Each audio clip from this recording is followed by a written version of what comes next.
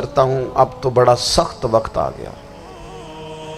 اب چونکہ اب تو کیمرے کی آنکھ آئی ہے تو وہ زخمی بچے دیکھے نہیں جاتے، وہ تڑپتی مائیں دیکھی نہیں جاتی، وہ سسکتی اور آواز دیتی بیٹیاں سنی نہیں جاتی۔ وہ آوازیں ایسی ہیں جیسے وہ رات کے سناٹوں میں چیخیں بن کے لوگوں کو جگایا کریں گی۔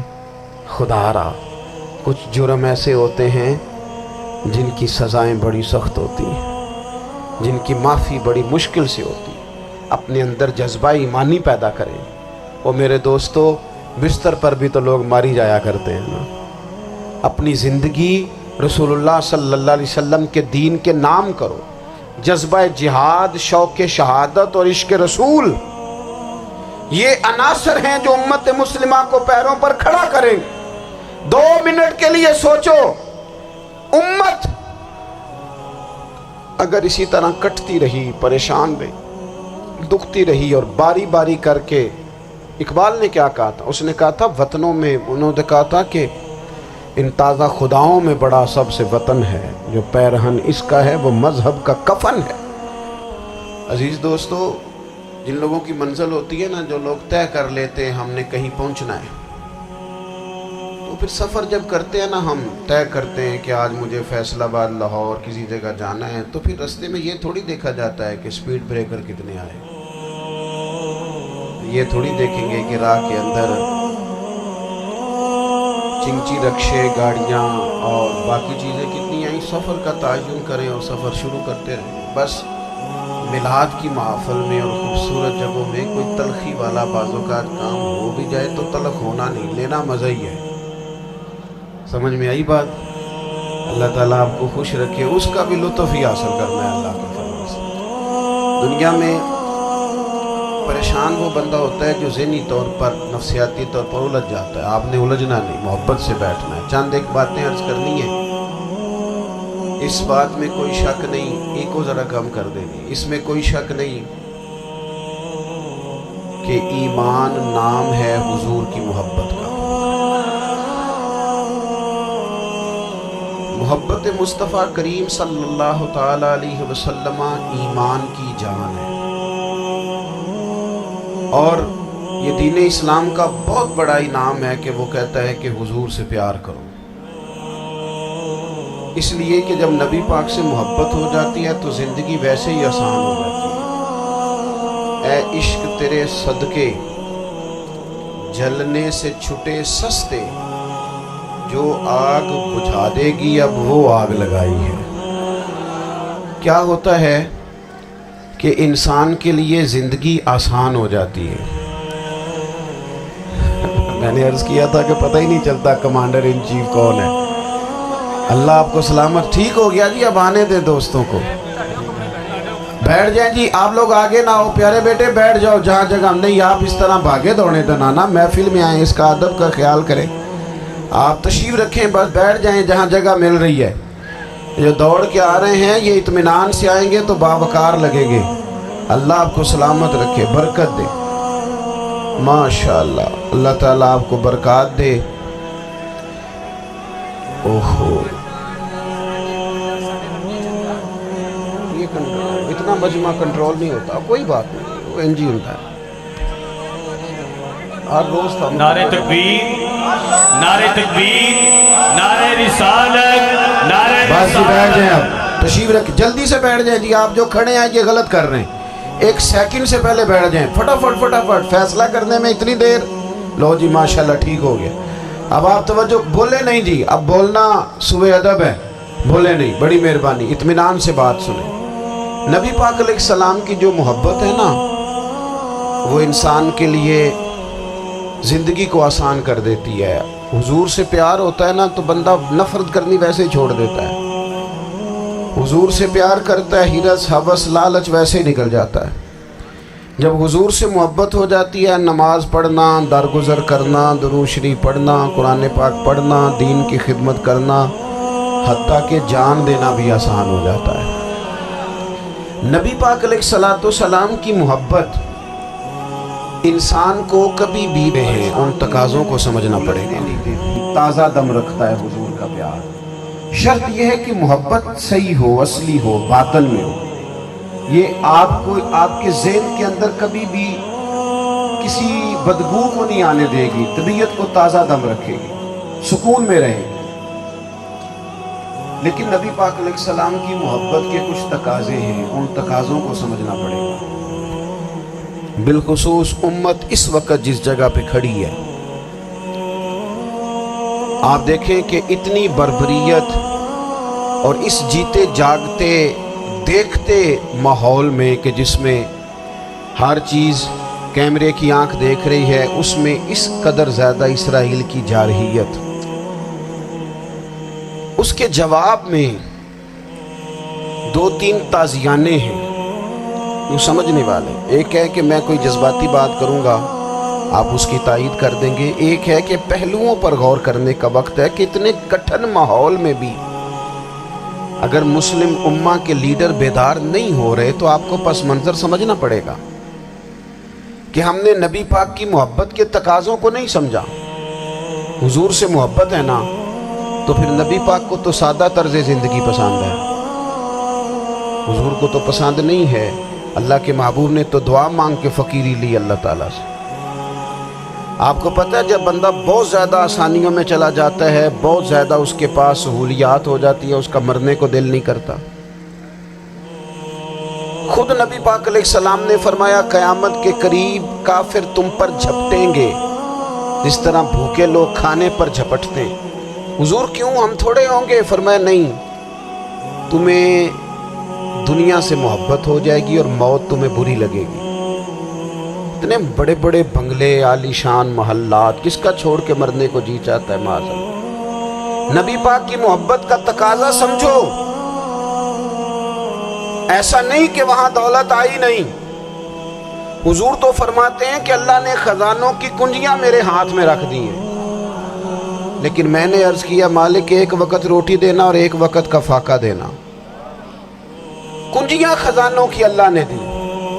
جب تک آپ اپنا طرز زندگی، یہ جو بہت دنیا کا پیار ہے نا، بہت زیادہ مرنے کی ہرس، یہ بہت زیادہ جینے کی ہرس تو اللہ تعالیٰ نے قرآن پاک میں یہودیوں کا طریقہ بیان کیا کہ وہ کبھی مرنے کی تمنا نہیں کریں گے کیونکہ جینے کی ہرس رکھتے ہیں۔ نبی پاک علیہ السلام کے غلاموں، طرز زندگی جب تک سادہ نہیں ہوتا اور جب تک یہ دنیا کے جھمیلوں سے کسی کو دولت دے کر پیچھے کر دیا جاتا ہے، کسی کو عہدہ دے کر چپ کرا دیا جاتا ہے، کسی کو اقتدار دے کر چپ کرا دیا جاتا ہے۔ رسول اللہ صلی اللہ علیہ وسلم کے سچے غلام، انہیں ایک بات کی سمجھ آ گئی تھی کہ ہمیں ہمارے رب نے کہا ہے قُلْ إِن كُنْتُمْ تُحِبُّونَ اللَّهَ فَاتَّبِعُونِي يُحْبِبْكُمُ اللَّهُ۔ اے محبوب آپ ان سے فرما دیں اگر رب سے محبت کرنا چاہتے ہیں تو آپ کی پیروی کریں، اللہ خود ان سے محبت فرمائے گا۔ جب رب بھی ان کا ہو جائے گا، جب رب بھی ان کا کی محمد سے وفا تو نے تو ہم، یہ جہاں چیز ہے کیا، یہ لوح و قلم تیرے، اس کا کیا مطلب ہوا؟ لوح و قلم، قلم لکھتی ہے نا تقدیریں، مقدر فیصلے، تو لوح و قلم تیرے ہیں، اس کا مطلب یہ ہے کہ پھر رب کریم تیرے اوپر فضل کرے گا، اور وہ جن فیصلوں کی امت کو دیانت سے چاہت ہے اللہ اپنے فضل سے وہ فیصلے فرمائے گا۔ جب تک زندگی حضور کی غلامی کی طرف نہیں جاتی وہ اللہ تعالیٰ کی تائید نہیں پاتی۔ حضرت عبداللہ ابن حذافہ رضی اللہ تعالیٰ عنہ کو رومیوں نے قید کر لیا تھا، اور جب رومی آپ کو قید کر رہے تھے، پکڑ رہے تھے، جنگ میں کچھ موڑ ایسا آ گیا کہ بظاہر مسلمانوں کے قدم پیچھے ہٹ رہے تھے،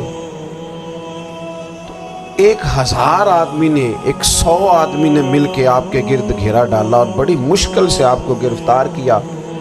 جب بادشاہ کے سامنے لے گئے نا تو بادشاہ سے اس کا سپہ سالار کہنے لگا کہ بندہ ضائع کرنے والا نہیں، یہ بات سمجھیں آپ، ہماری طبیعت کے مطابق جو بندہ پورا نہیں اترتا ہم ضائع کر دیتے ہیں۔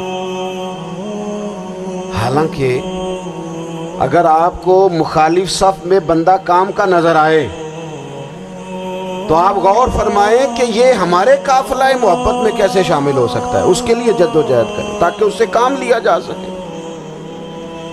اس نے کہا روم کے بادشاہ نے بندہ ضائع کرنے والا نہیں. وزیر نے کہا بادشاہ سے, اس نے کہا کیا کریں؟ کچھ ایسا کریں کہ یہ معاذ اللہ ہمارے دین میں آ جائے. اور قرآن مجید نے واضح کہہ دیا ہے کہ یہودی اور عیسائی تم سے راضی نہیں ہو سکتے حتی تتبع ملتہم, جب تک کہ تم ان کے دین کی پیروی نہ کرو. ان کو کسی طریقے سے معاذ اللہ عیسائی بنایا جائے. تو بادشاہ کہنے لگا 2-3 چیزیں ہیں جس سے کوئی بندہ بھی خریدا جا سکتا ہے, کر لیتے ہیں بات. اس نے سب سے پہلے حضرت عبداللہ ابن حذافہ سے کہا کہ جتنے پیسے آپ کہیں گے آپ کو ملیں گے, آپ اس دین میں آ جائیں معاذ اللہ. تو حضرت عبداللہ ابن حذافہ نا, کچھ لوگ بڑے سیانے ہوتے ہیں, بردبار ہوتے ہیں, بعض باتوں پر غصہ نہیں کرتے, ہنستے ہیں. حضرت عبداللہ ابن حذافہ ہنس پڑے, فرمانے لگے تجھے کس نے بادشاہ بنایا, تو بڑا بیوقوف آدمی ہے. اس نے کہا کیا مطلب؟ فرمانے لگے نادان, میں تو تلوار لے کے میدان میں آیا ہوں, مجھے دولت کمانی ہوتی میں تجارت کرتا, میں تجارت نہیں کر رہا, میں تو شہادت کے لیے نکلا ہوا ہوں. اور تو مجھے کہہ رہا ہے پیسے لے لے, تو عقل کی بات کر. اس نے دوسری بات کی, اس نے کہا کہ میں بادشاہ ہوں, میرے نیچے جتنے بھی عہدے ہیں, وزیر, مشیر, وزیر خزانہ, جو آپ عہدہ کہیں گے آپ کو دے دیا جائے گا, آپ اس طرف آ جائیں. تو حضرت عبداللہ ابن حذافہ کہنے لگے پھر کہتا ہوں تو بڑا نادان ہے. فرمانے لگے میں حضور کا صحابی ہوں, اور صحابی ہونے سے بڑا عہدہ دنیا میں ہے ہی کوئی نہیں. صحابہ وہ صحابہ جن کی ہر صبح عید ہوتی تھی, خدا کا قرب حاصل تھا, نبی کی دید ہوتی تھی. کہا تو مجھے لالچ دے رہا ہے. اب انہوں نے ایک نئی چال چلی. وزیر کہنے لگا کہ میں ایک اور طرح سے معاذ اللہ کوشش کرتا ہوں پگھلا دینے کی. آپ اندر کمرے میں قید تھے تو وہاں ایک خاتون کو بنا سنوار کر بھیج دیے گا. دوستو یاد رکھنا, تگڑا اور مضبوط جوان پتہ کون ہوتا ہے؟ جس کی نظریں پوری طرح اس کے کنٹرول میں ہوں. یہ علامت جوانی ہے. جس آدمی کا پوری طرح, 2 لوگ دنیا میں کبھی کوئی کارنامہ سر انجام نہیں دے سکتے, ایک جو حرام کھاتا ہو, ایک جس کی نظر ناپاک ہو. محمد بن قاسم جب یہاں آئے تھے نا, تو ایک دن بڑے پریشان تھے. تو ایک بزرگ کہنے لگے آپ کیوں پریشان ہیں؟ کہنے لگے راجہ دہر سے مقابلہ ہے, اور ہماری فوج تو سندھ کے رستے بھی نہیں جانتی, زبان بھی نہیں جانتی, لڑیں گے کیسے؟ 2-4 دن کے بعد ان بزرگوں کی دوبارہ محمد بن قاسم سے ملاقات ہوئی تو بڑے خوش تھے. کہا اب آپ کیوں خوش ہیں؟ کہنے لگے وہ میرا مقابلہ نہیں کر سکتا, میں نے تحقیق کر لی. کہا کیوں؟ کہنے لگے نظر کا گندہ ہے, اور جو نظر کے گندے ہوتے ہیں وہ میدانوں میں ٹھہرا نہیں کرتے. میدان کے لیے نکلنے کے لیے پاک جوانی کی ضرورت ہوتی ہے, تطہیر مزاج ہونا ضروری ہوتا ہے, پاکیزہ افکار اور سچی اور سچی ستھری سوچوں کا ہونا ضروری ہوتا ہے. اس لیے فرمایا کہ میرا مقابلہ نہیں کر سکتا. حضرت عبداللہ ابن حذافہ کمرے میں تھے تو وزیر کی بیٹی اندر سجی سنوری پہنچ گئی. جیسے ہی آپ نے اس کفر کی چال کو دیکھا تو تیمم کر کے نفل شروع کیے. وہ ساری رات بیٹھی رہی, رب کا بندہ ساری رات عبادت کرتا رہا. عبادت بڑا سہارا ہے, مصلی بڑا سہارا ہے اللہ کے بندوں. صبح دروازہ کھولا, وزیر نے اپنی بچی سے پوچھنا چاہتا تھا رزلٹ کیا نکلا, تو کہنے لگی پیچھے ہٹ جا, اب تیرا میرا تعلق کوئی نہیں, میں نے نبی پاک کا کلمہ پڑھ لیا. اس نے کہا میں نے بھی زمانہ دیکھا ہے, پر یہ کیا لوگ ہیں, کستوری کے بنے ہوئے, سندل سے دھلے ہوئے, کہ میں ساری رات کمرے میں رہی اور 100 اور 1000 آدمی جس جوان کا مقابلہ نہ کر سکے, اتنا طاقتور جوان کمرے میں رہا اور اسے نظر اٹھا کے نہ دیکھا. وہ کچا رنگے للاری والا جڑا چڑھدا تے لیندا رہندا ہے, اے عشق تیرے دا رنگ محمد چڑھیا پھر نہیں لیندا. میں کہا ایک دفعہ نظر اٹھا کے نہیں دیکھا, کمال ہو گئی. اتنے بڑے لوگ اتنی بڑی سعادت مندی، فیروز بختی، معاملہ فہمی حد ہو گئی۔ اللہ اکبر۔ دوستو بادشاہ جب پوری طرح ہار گیا نا، اس نے کہا مار دو۔ تیل گرم کیا ایک کڑاہی میں، اور جب آپ کو اس میں ڈالنے لگے تو آپ کی آنکھوں میں آنسو آ گئے۔ بادشاہ کا خیال ہوا شاید نرم ہو گئے ہیں، کہنے لگا روئے کیوں؟ فرمانے لگے سوچتا ہوں جان ہی ایک ہے، کتنا مزہ ہے اس کی راہ میں جان دینے کا، کتنا مزہ ہے اس کی راہ میں جان دینے کا، کتنی لذت ہے اس کے نام پر مرنے میں، کتنا لطف ہے۔ جے تو چڑھیا اتے دار بھی نہیں، جے تو وکیا عشق بازار بھی نہیں، تے ایڈا سستا سودا پیار بھی نہیں، تے ایڈا سستا لبدا یار بھی نہیں۔ کئی جنگل گانے پیندے نی، کئی دوزخ لنگنے پیندے نی، جے وہ اس ملوں بھی مل جاوے، ایدوں سستا ہور بپار بھی نہیں۔ تے کچھ سمجھ نہ آوے لوکاں نوں وہ کادے نال شہید کرے، ڈٹھی یار دے ہاتھ تلوار بھی نہیں، پر او دا خالی جاندہ بار بھی نہیں۔ کہنے لگے ایک جان ہے نا، تو دل کرتا ہے ہزاروں ہوتی تو ایک ایک کر کے محبوب کے نام پہ قربان کرتا، جب میرے پاس ہے ہی ایک، کروں کیا؟ حضرت عبداللہ ابن حذافہ رضی اللہ تعالیٰ عنہ جب روئے اور بادشاہ نے یہ بات سنی تو بادشاہ اٹھ کے کھڑا ہو گیا، سارے وزیروں مشیروں کو کہنے لگا تم نے کہا تھا نا بندہ ضائع کرنے والا نہیں، یہ بھی ضائع کرنے والا نہیں۔ کہنے لگا میرا ماتھا چومو، تم جیسے لوگوں کو قتل نہیں کرنا چاہیے، آزاد کرنا چاہیے۔ عزیز اپنی زندگی سے نا یہ بہت زیادہ ہرس، ہوس، طمع، اور یہ کسی بات کی بھی ہو، ہرس صرف پیسوں کی نہیں ہوتی، شہرت کی بھی ہوتی ہے، یہ بیماری انسان کو اقتدار کی بھی ہوتی ہے، تعریف کی بھی بیماری ہوتی ہے، یہ سارے نقص ہوتے ہیں لوگوں کو، اور معاذ اللہ بعض جبوں کبوں کے اندر بھی ہوتے ہیں، وہاں بھی پنپتے ہیں۔ اپنی زندگی جب تک اس سادگی میں نہیں لاؤ گے جو رسول پاک نے عطا فرمائی، جب لوگ آسانیوں میں پوری طرح الجھ گئے تو پھر وہ دور ہوئے اور کفر چڑھ گیا۔ دوسری بات، اللہ کے محبوب صلی اللہ تعالی علیہ وسلم کی محبت ہم سے تقاضا کرتی ہے کہ ہم اس مشن کے لیے کام کریں جس مشن کے لیے رسول پاک نے کام فرمایا ہے۔ ہم سارے کام بڑی مضبوطی سے، سوچ سمجھ کے، تدبر سے، حکمت سے، تقاضوں کو مد نظر رکھتے ہوئے کرتے ہیں سارے کام۔ دین کے کام میں ہمارا مزاج نہیں ہوتا، او ہو جائے گا جی، آپ بسم اللہ پڑھیں جی، شروع کریں جی۔ آپ تقاضوں کو سمجھیں، چیزوں کو دبائیں نہیں، چیزوں پر غور کریں۔ کسی کے ذہن کی سطح پر سوال ابھرتا ہے، اس کا تسلی بخش جواب دیں۔ اپنی زندگی میں دین کے کام کے لیے اپنے آپ کو وقف کریں، اور دین کے کام کے بہت سارے پہلو ہیں۔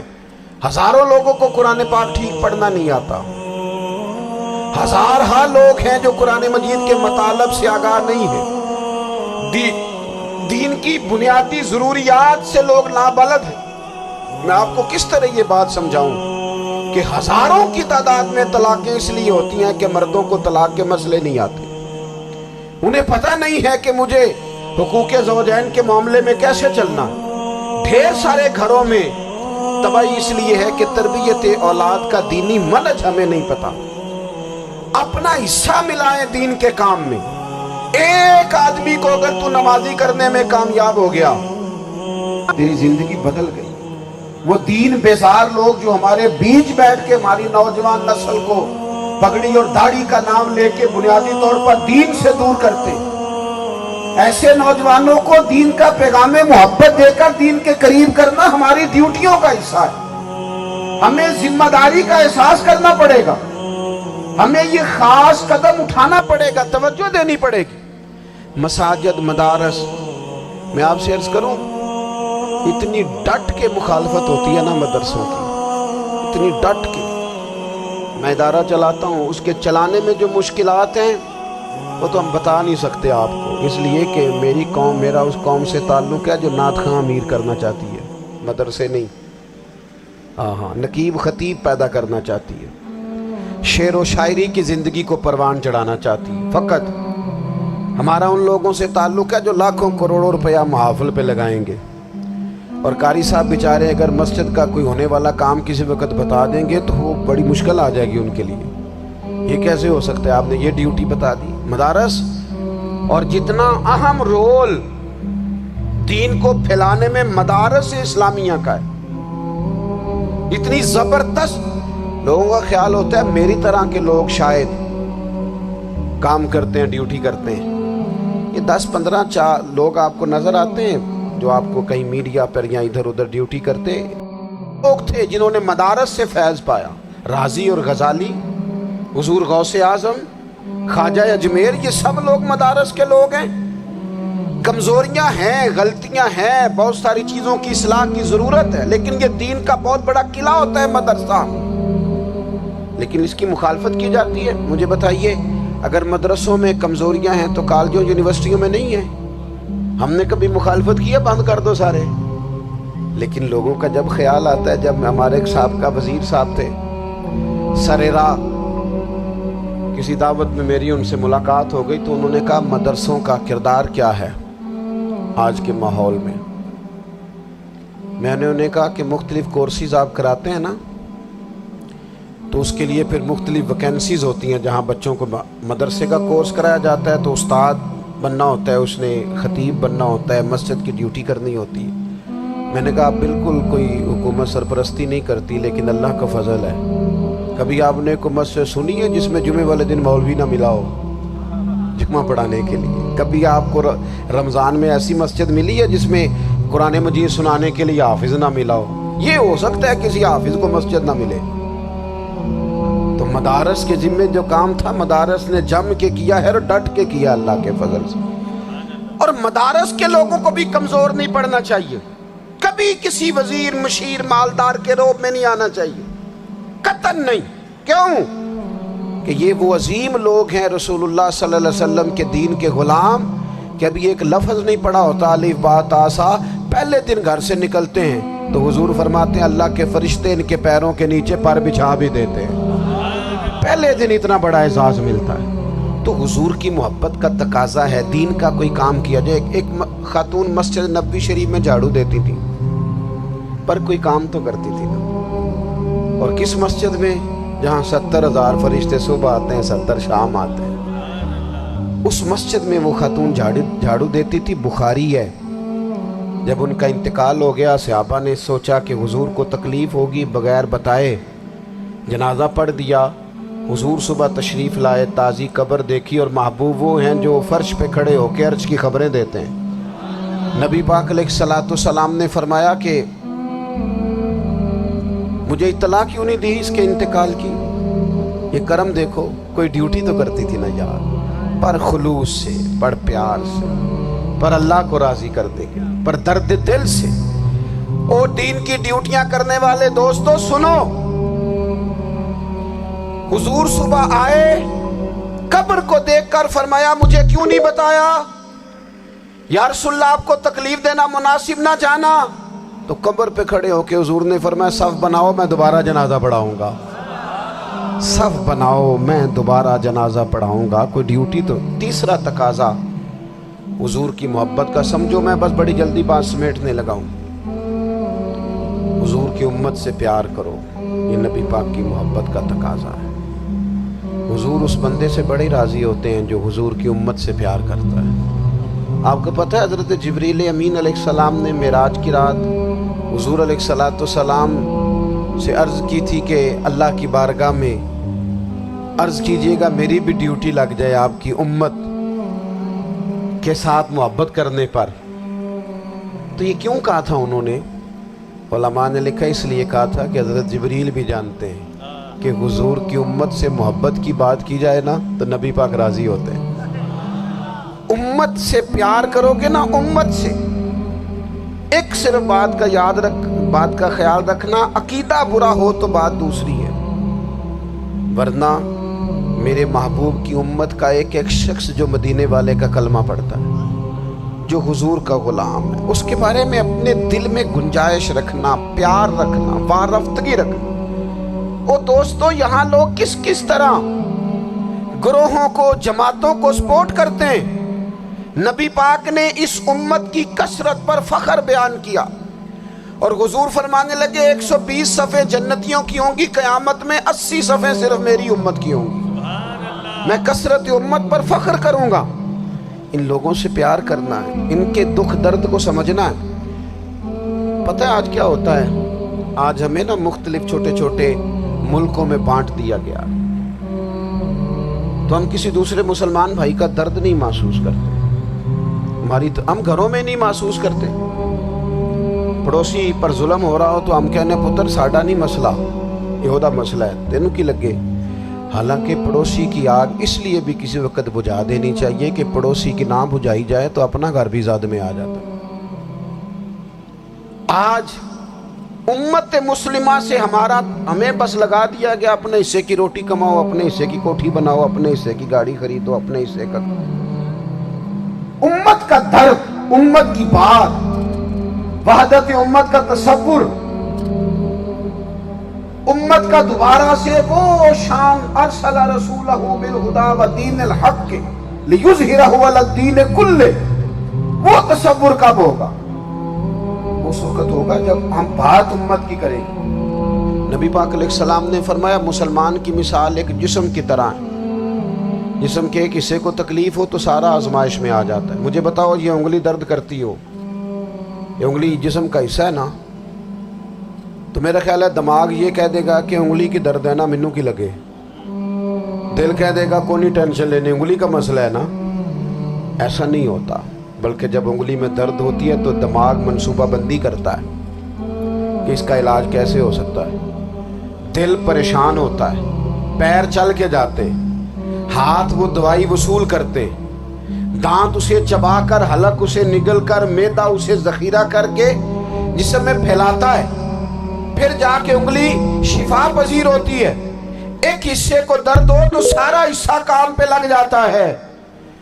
اسرائیل اگر تکلیف دے رہا ہے فلسطینیوں کو تو ہونا چاہیے تھا نا بعض مسلمان حکمرانوں کو نیند نہ آتی، وہ درد دل محسوس کرتے.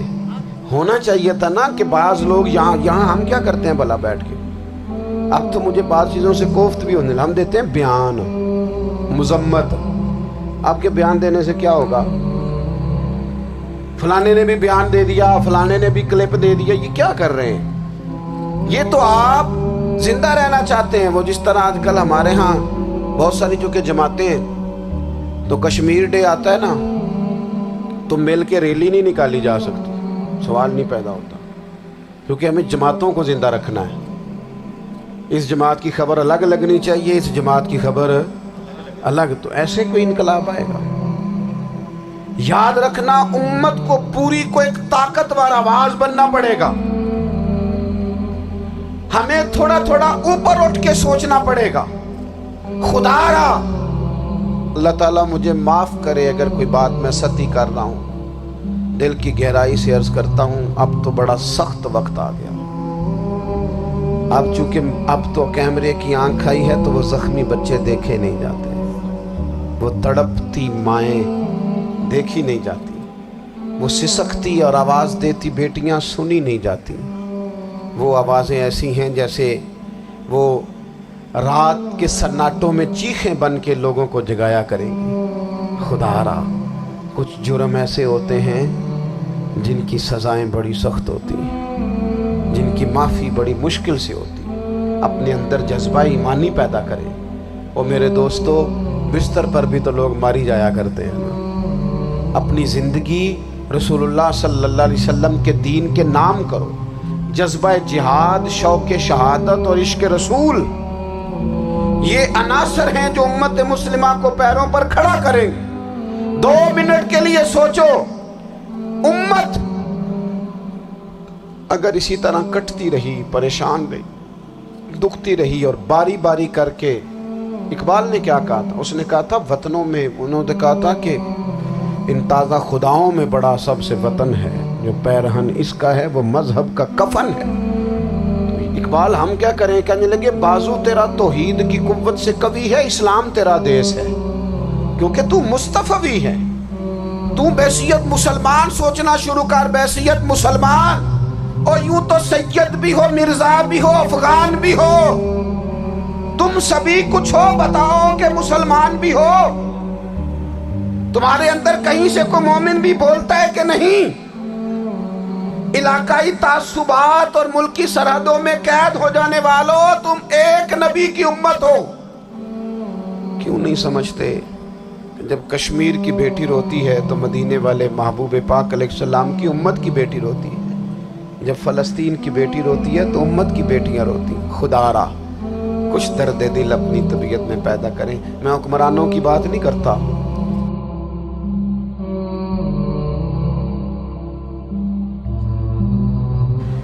तो इकबाल हम क्या करें? कहने लगे बाजू तेरा तौहीद की कुव्वत से कवी है, इस्लाम तेरा देश है, क्योंकि तू मुस्तफवी है। तू बैसियत मुसलमान सोचना शुरू कर, बैसियत मुसलमान। और यूं तो सैयद भी हो, मिर्जा भी हो, अफगान भी हो, तुम सभी कुछ हो, बताओ कि मुसलमान भी हो। तुम्हारे अंदर कहीं से कोई मोमिन भी बोलता है कि नहीं? इलाकाई तासुबात और मुल्की सरहदों में कैद हो जाने वालों, तुम एक नबी की उम्मत हो। क्यों नहीं समझते?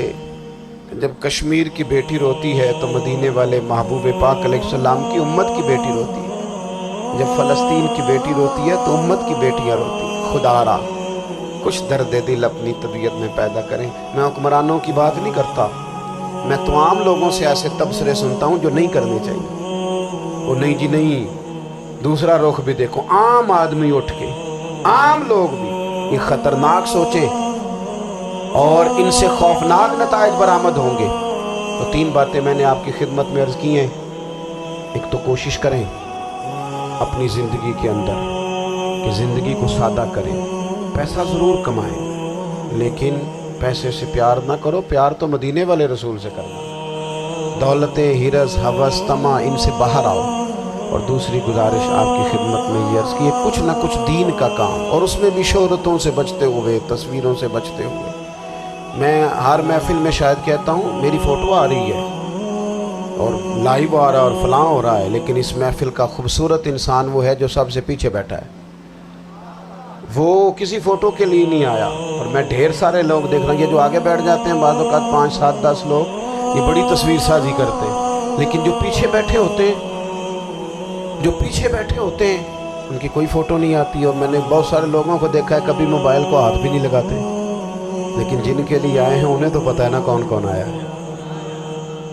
और कुछ दीन के लिए करें। और तीसरी गुजारिश आपकी खिदमत में ये है कि उम्मत बनकर भी ज़रूर सोचें और उम्मत के दुखों का मदावा भी करें और उम्मत मुस्लिमा का दर्द भी अपने सीने में ज़रूर महसूस करें। अल्लाह ताला हमारी इस बज़्म को।